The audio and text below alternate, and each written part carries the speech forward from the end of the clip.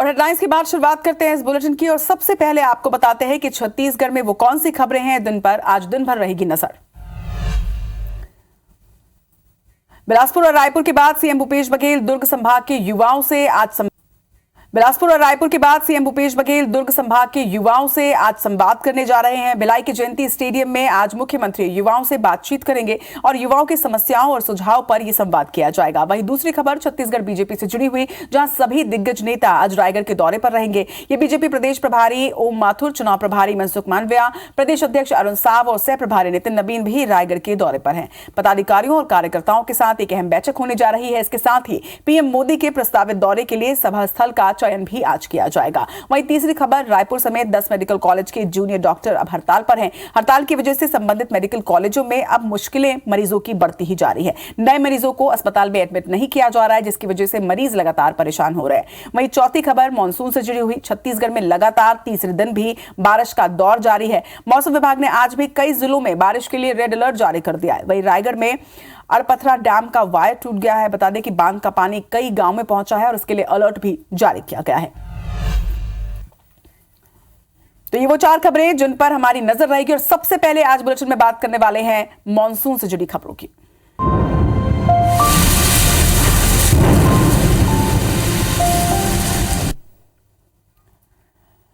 तो प्रदेश में कई जगह पर बारिश आफत बनकर बरस रही है। छत्तीसगढ़ में मानसून अब पूरी तरह से सक्रिय है। प्रदेश के सभी संभागों में लगातार बारिश हो रही है, जिसकी वजह से कई जगहों में आफत आ पड़ी है। कुछ स्थानों में भारी बारिश होने की आज भी मौसम विभाग ने आशंका जताई है। रेड अलर्ट जारी किया गया है। हालांकि मौसम विभाग का यह कहना है कि 24 घंटे के बाद कुछ कमी बारिश में जरूर आएगी, लेकिन अगले 24 घंटे के लिए भी बारिश का रेड अलर्ट जारी किया गया है। सभी संभागों में लगातार बारिश हो रही है। कुछ जिले ऐसे हैं जहां पर पिछले 60 घंटों से लगातार बारिश हो रही है, जिसकी वजह से जनजीवन प्रभावित हो रहा है। नदी नाले उफान पर हैं। कई पुल ऐसे जिसके ऊपर से पानी बह रहा है, तो कई जगहों में घरों के गिरने की भी खबर सामने आ रही है।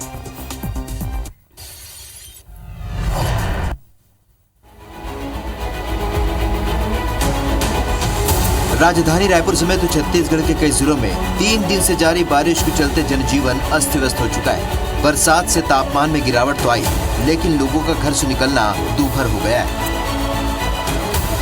राजधानी रायपुर में 3 दिन से जारी बारिश के चलते कई इलाकों में पानी भर गया है। खासकर सेज बहार इलाके में तो हालात बेहद खराब हो चुके हैं।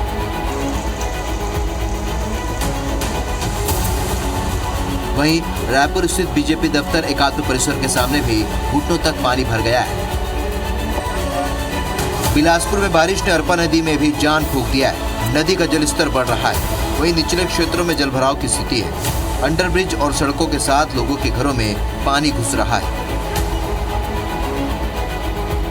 महासमुंद जिले में 3 दिनों से लगातार हो रही बारिश से जनजीवन अस्त व्यस्त हो गया है। जिले के कई ग्रामीण इलाकों के रास्ते बंद हो गए हैं। प्रशासन भी पूरी तरह अलर्ट पर है। सरायपाली में तेज आंधी और भारी बारिश के चलते आईटीआई नगर में एक घर को नुकसान पहुंचा है। हालांकि हादसे में कोई जनहानि नहीं हुई।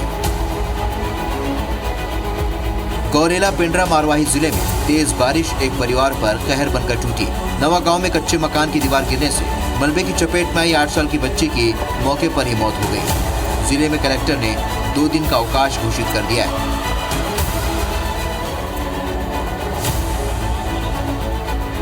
राजिम के पांडुका से लगे सरकंडा गांव में भी एक कच्चा मकान ढह गया, जिसमें घर में सो रहे पति पत्नी मलबे के नीचे दब गए।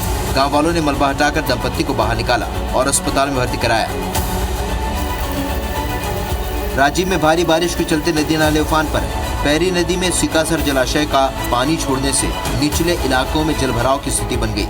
राजिम में गलियों और सड़कों पर पानी भर गया। पत्थल गांव के बगीचा क्षेत्र में 2 दिन से हो रही मूसलाधार बारिश से मांड नदी और कई नाले उफान पर है। 10 से 12 गांवों का आवागमन यहां बाधित हो गया है। वहीं खेत भी लबालब है। कवर्धा जिले में भी बारिश के चलते कई नदी नाले उफान पर रहे। सकरी नदी के सकरहा घाट पुल के ऊपर से पानी बह रहा है, जिससे कवर्धा पंडरिया मुख्य मार्ग बंद हो गया है। इस दौरान स्कूल वाहनों की लापरवाही भी सामने आई।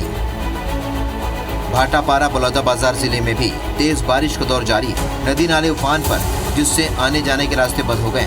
एहतियातन प्रशासन ने अलर्ट जारी कर दिया है। बलरामपुर जिले के माकड़ गांव में नदी में पानी ज्यादा होने से सबसे ज्यादा दिक्कत बीमारों को हो रही है। यहाँ कोरवा समुदाय के एक बीमार व्यक्ति को चटाई पर लादकर उफन रही नदी पार कराकर एम्बुलेंस तक लाया गया।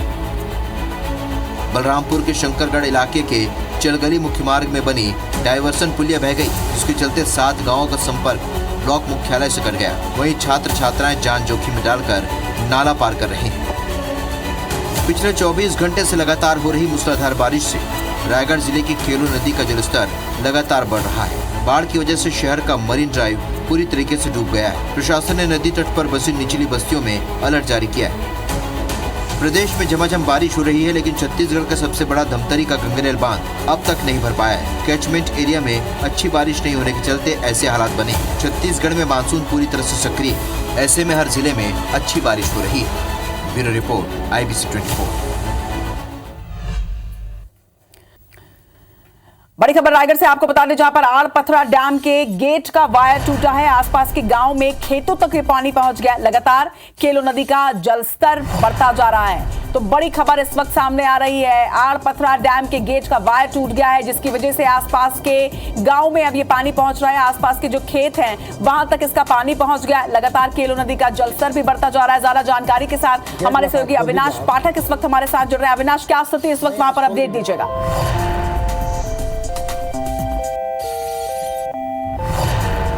तो ये तस्वीरें भी आप देखिए कि किस तरह से यहाँ पर केलो नदी का जहां पर जलस्तर बढ़ता जा रहा है। तो वहीं रायगढ़ के आड़पथरा डैम की ये तस्वीर है। डैम का वायर टूट गया है, जिसकी वजह से खेतों तक पहुंच रहा है पानी। आसपास के गांव में अलर्ट जारी किया गया है। रायगढ़ से इस वक्त की बड़ी खबर, अगर आप रायगढ़ और उसके आसपास के क्षेत्र में रहते हैं तो ये खबर खासतौर पर आपके लिए है, क्योंकि आड़पथरा डैम के गेट का वायर टूटा है, जिसकी वजह से किस तरह से आसपास के खेतों में पानी पहुंच रहा है, ये तस्वीर आप देख रहे हैं।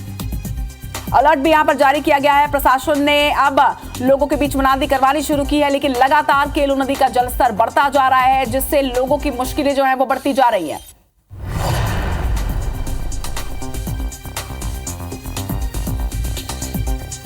तो लगातार एक तरफ बारिश हो रही है, दूसरी तरफ डैम का गेट का वायर टूटा है, जिसकी वजह से अब आसपास के क्षेत्रों में भी पानी जो है वो भरता जा रहा है। आसपास के कई ऐसे गांव जिनके खेतों में पानी लबालब भर चुका है, जिससे लोग जो है वो परेशान हैं। हालांकि प्रशासन ने यहां अलर्ट जरूर जारी किया है। इधर राजधानी रायपुर में IBC 24 की खबर का बड़ा असर हुआ है। IBC 24 से इजबहार इलाके में बाढ़ जैसे हालात बनने की खबर प्रसारण के बाद जिला प्रशासन ने नाले के रास्ते में बने निजी और गलत ढंग से बने पुलिया को तोड़ दिया, जिसके बाद अतिक्रमण वाली जमीन से तेजी से पानी बाहर निकल रहा है। और सिर्फ इतना ही नहीं, बल्कि गांव से पानी निकालने के लिए खुदाई कर ह्यूम पाइप भी यहां पर डाले जा रहे हैं। वहीं ग्रामीण विधानसभा के जनप्रतिनिधि कांग्रेस नेता पंकज शर्मा ने भी गांव का दौरा कर प्रशासन को जरूरी कार्रवाई के निर्देश दिए हैं।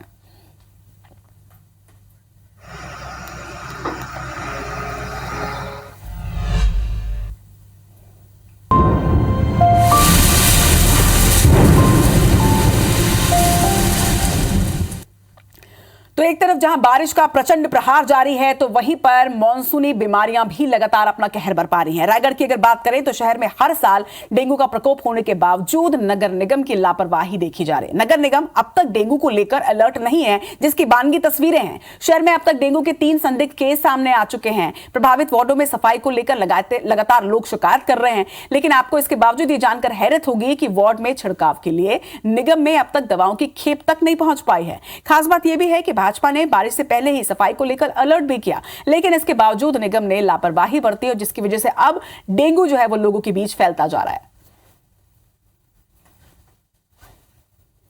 बारिश अभी प्रारंभ ही हुई है और रायगढ़ की स्थिति अभी बहुत ही भयानक होने की कगार में आ चुकी है, क्योंकि अभी ही 3 से 4 केस डेंगू के आ चुके हैं। लेकिन नगर निगम इस ओर जो तैयारी करनी थी उस दिशा में शून्य है, क्योंकि अभी तक ना इन्होंने फॉगिंग मशीन ही चलाई है, ना ही इन्होंने दवाइयों का विधिवत जो छिड़काव होना चाहिए उसका कोई कार्य किया है। रायगढ़ नगर निगम क्षेत्र में कम ही केस मिला है, जो कि नाम मात्र की रहती है। और अभी हमारे नगर निगम के जो टीम है और जनप्रतिनिधि है, सभी पूरा जनता के लिए खड़े हैं और सहयोग करें। अगर जहां गंदगी मिलती है तो वहां तुरंत सफाई करने के लिए हमारे पार्षदों के द्वारा मांग की जाती है और दवाई छिड़काव भी की जाती है। राजधानी रायपुर और न्यायधानी बिलासपुर के बाद अब स्टील सिटी में सीएम भूपेश बघेल युवाओं के साथ संवाद करने जा रहे हैं। रायपुर और बिलासपुर के बाद युवाओं से ये संवाद आज किया जाना है। दुर्ग संभाग के युवाओं से आज सीएम भूपेश बघेल भेंट मुलाकात करेंगे। भिलाई के जयंती स्टेडियम में युवा संवाद का आयोजन किया जा रहा है। युवाओं की समस्याओं और सुझावों पर आज सीएम सीधा संवाद करेंगे। विकास के मुद्दे और सरकार की योजनाओं की चर्चा आज होनी है। तो सबसे पहले राजधानी रायपुर के साथ इसकी शुरुआत हुई, युवा संवाद की शुरुआत, और उसके बाद बिलासपुर के युवाओं से भी संवाद किया गया और अब दुर्ग संभाग के युवाओं के साथ चर्चा आज सीएम भूपेश बघेल की होनी है। युवा संवाद आज वो करने वाले हैं। युवाओं की समस्याओं के साथ ही उनके सुझाव पर भी आज चर्चा होगी। इधर रायगढ़ के दौरे पर बीजेपी प्रदेश प्रभारी ओम माथुर और चुनाव प्रभारी मनसुख मांडविया हैं। आपको बता दें कि बीजेपी प्रदेश अध्यक्ष अरुण साव और सह प्रभारी नितिन नवीन भी उनके साथ ही रायगढ़ के दौरे पर हैं। पदाधिकारियों और कार्यकर्ताओं के साथ आज तमाम दिग्गज एक अहम बैठक करने वाले हैं। 17 अगस्त को पीएम नरेंद्र मोदी का रायगढ़ दौरा संभावित है और सभा स्थल आज माना जा रहा है कि फाइनल किया जाएगा। इसके साथ ही तमाम तैयारियां जो है वो शुरू की जाएंगी। तो आज एक अहम बैठक, इसके साथ ही ये भी बात सामने आ रही है कि 17 अगस्त को प्रधानमंत्री नरेंद्र मोदी रायगढ़ आ सकते हैं, जिसे लेकर तमाम तैयारियां शुरू की जानी है। सभा स्थल फाइनल करना है और इसे लेकर तमाम दिग्गज जो है वो आज बैठक करने वाले हैं और सभा की तैयारियों में जुटेंगे।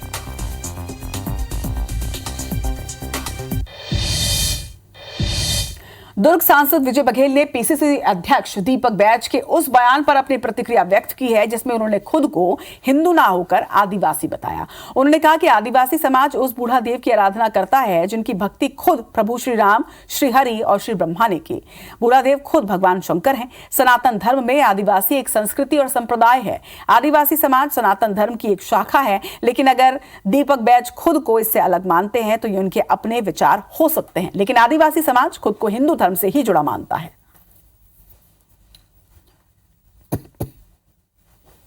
तो हम माननीय दीपक भाई से पूछना चाहते हैं कि वो कौन से धर्म को मानते हैं। आदिवासी कोई धर्म नहीं है। आदिवासी सुजाति एक संप्रदाय है। और जो बूढ़ा देव को मानते हैं लोग, तो बूढ़ा देव शंकर भगवान के एक स्वरूप में रूप में है। भगवान ब्रह्मा भी, भगवान विष्णु भी उसकी पूजा करते थे। उसे बूढ़ा देव के रूप में मानते हैं।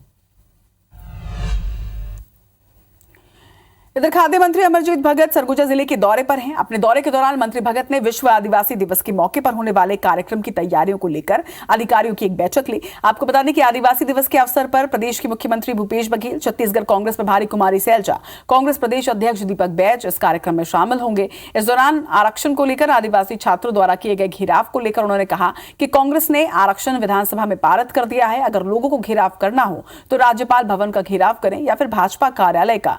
हमने अपनी तरफ से विधेयक पारित कर दिया है।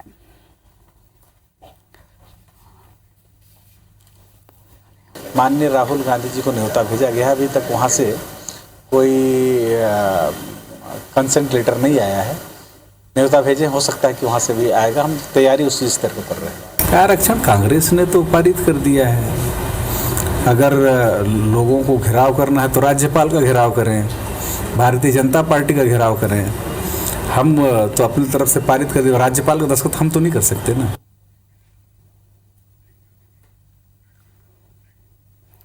रायपुर और दुर्ग में फर्जी खाते से करोड़ों के लेन देन के मामले में दर्ज 2 एफआईआर पर हाईकोर्ट ने अब संज्ञान लिया। इस मुद्दे पर दायर याचिका पर हाईकोर्ट ने एंटी करप्शन ब्यूरो के डीजी से शपथ पत्र में जवाब मांगा था। सुनवाई के दौरान जानकारी मिली कि शपथ पत्र तो पेश किया गया, लेकिन वो रिकॉर्ड में नहीं आ पाया। चीफ जस्टिस रमेश सिन्हा के बेंच ने इस शपथ पत्र को रिकॉर्ड में लेने के आदेश दिए और इसके साथ ही मामले की सुनवाई अगले सप्ताह की तय की है।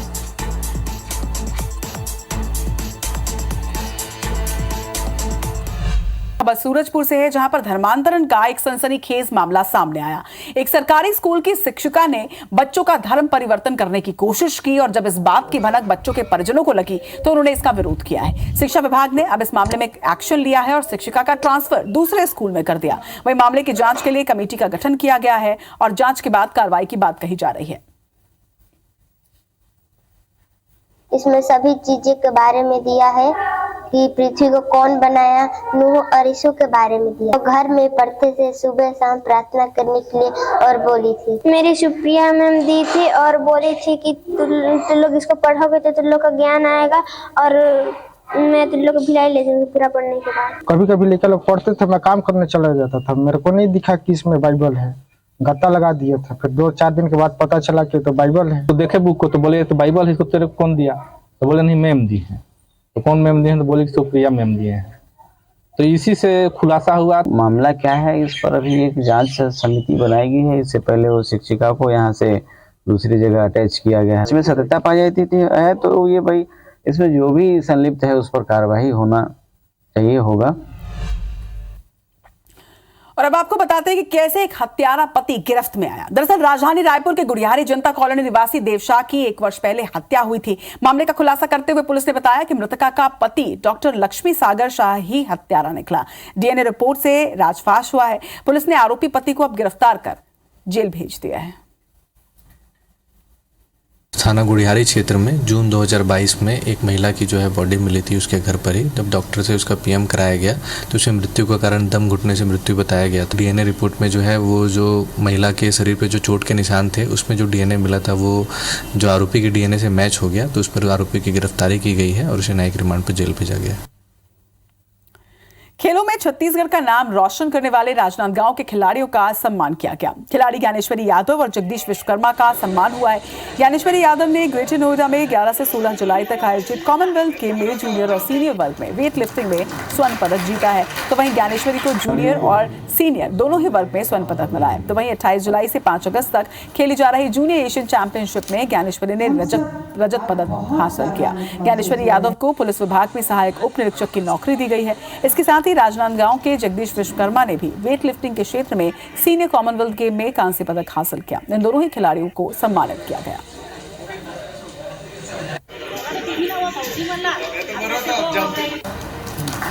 शासन द्वारा मुझे ज्वाइनिंग लेटर प्राप्त हुआ है एएसआई का, तो मुझे बहुत ज़्यादा खुशी है कि मैं मेडल भी लेके आई, साथ में मेरा ज्वाइनिंग लेटर भी आ गया। तो मैं बहुत बहुत धन्यवाद करना चाहूँगी भूपेश बघेल सर जी को। आगे की तैयारी के लिए 5 लाख की घोषणा किए थे और एसआई की घोषणा किए थे, वो वादा आज पूरा किए। सीएम साहब को बहुत बहुत धन्यवाद करता हूँ। ज्ञानेश्वरी यादव, कुमारी ज्ञानेश्वरी यादव जी को एआईसी की एसआई की सर्विस भी उन्होंने खिलाड़ी के कोटे से उन्होंने अपने तरफ से दी है। ये इस बात का प्रमाण है कि छत्तीसगढ़ की सरकार कांग्रेस की जो है उनके मुखिया माननीय भूपेश बघेल जी, चाहे वो खिलाड़ी हो चाहे किसी भी प्रकार की प्रतिभा हो, उनको कोई कमी नहीं होने दे रहे हैं। मुख्यमंत्री भूपेश बघेल जी ने इसके पहले भी जब सिल्वर मेडल लेके आई हुई थी ज्ञानेश्वरी, तो उन्होंने घोषणा किया था कि उन्हें हम एसआई का पद देंगे। आज उसके पास नियुक्ति आ गई, वो बहुत जल्दी ज्वाइन करने वाली है। गुड मॉर्निंग छत्तीसगढ़ में फिलहाल इतना ही, लेकिन 9 बजे तक की देश और दुनिया की तमाम बड़ी खबरों से आप अपडेट होइए अगले बुलेटिन में मेरी सहयोगी आकांक्षा पांडे के साथ। मुझे दीजिए इजाजत, नमस्कार।